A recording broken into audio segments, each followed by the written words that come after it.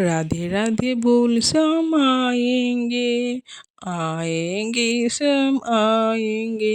বন্ধুরা, রাধে রাধে। রাধে রাধে। আমি নিধিবনে চলে এসেছি, সেটা তোমাদের সঙ্গে শেয়ার করব। বন্ধুরা, এটা নিধিবনে ঢোকার গেট। নমস্কার বন্ধুরা, রাধে রাধে। সকলকে আমার চ্যানেলে আপনাদেরকে অনেক অনেক স্বাগতম জানাই।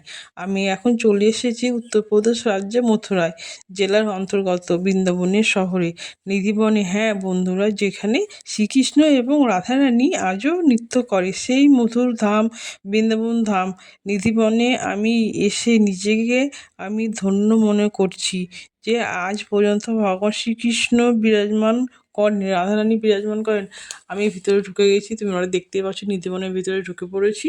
আর যে পাশে ঘেরা আছে, তা ভয়ে ভয়ে তুলেছি। অনেক বাঁদর থাকে, আর আমার একটা দাদা বলবে, তোমরা শোনো।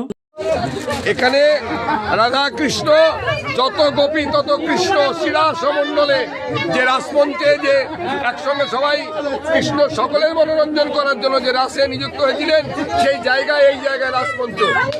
সকালবেলায় সারাদিন এখানে সবাই লোকজন, লোক সমাগম, কীট পতঙ্গ, গাছপালা সবাই ঠিক জীবিত আছে, বানর পর্যন্ত ঠিক আছে, কিন্তু সন্ধ্যাবেলায় কিন্তু একটা পিঁপড়েও থাকে না এখানে।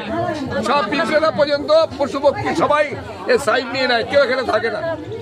থাকলেই সে মৃত। একটা লোককে এখানে ঢুকতে দেওয়া হয় না। লালগোলা একজন ছিল এরকম, সেই ব্যক্তি ভিক্ষা করতো বাগান পাড়ায়।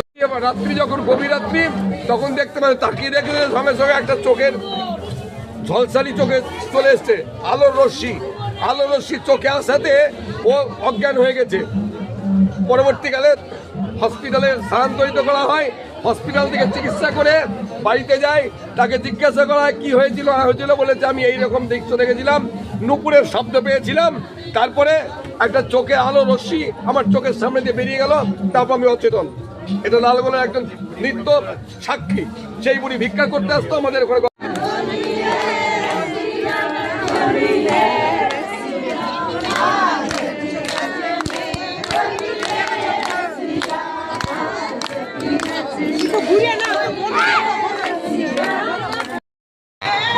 নিধিবন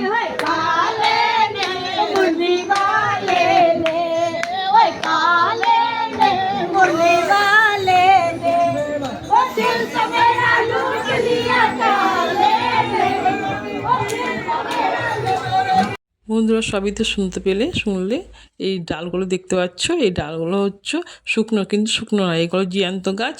বাইরে ওই যে বাঁশের পাতা দিয়ে দেখা যাচ্ছে গাছের জ্যান্ত পাতাগুলো, নিচের দিকে শুকনো। আর এই যে গোপিকারা দাঁড়িয়ে আছে, এই চারটা গোপিকা দাঁড়িয়ে আছে। আর এই যে রাধারানীকে দর্শন করলাম, নিধিবনে এসে রাধারানীকে দর্শন করলাম। খুব ভিড় ছিল, ভালো করে পুরো ছবিটা তুলতে পারিনি। আর বান্দরের ভয়ে ফোনটা বের করতে পারছিলাম না। আমার ঠাকুর দেখা দর্শন হয়ে গেল। এবার একটা প্রণাম করলাম। গাছে একটু প্রণাম না করলে হয় না। এগুলো সব রাধারানী, শাখা পোশাখা কৃষ্ণ একটার সঙ্গে আর একটা। আর গাছগুলো দেখে মনে হচ্ছে শুকনো, কিন্তু শুকনো না, সব জ্যান্ত গাছ একদম। দেখতেই পাচ্ছ চারিদিকে। আমার ভিডিওটা কেমন লাগলো জানাবে, লাইক করবে। রাধে রাধে।